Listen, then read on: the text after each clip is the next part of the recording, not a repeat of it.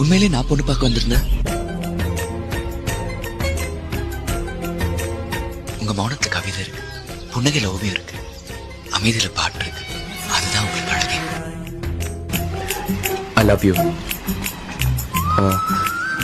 முதல்ல உங்களை பார்த்ததுல இருந்து நான் உங்களை நேசிக்க ஆரம்பிச்சேன். இப்ப நேரடியா கேட்கிறேன், உங்க மனு பாஸா ஃபெயிலா இல்ல ஸ்ட்ரைட்டா டிசியா?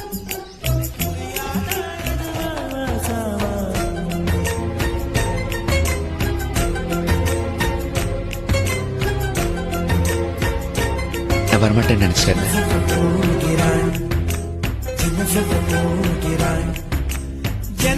சொல்ல போகிறாய், சொல்ல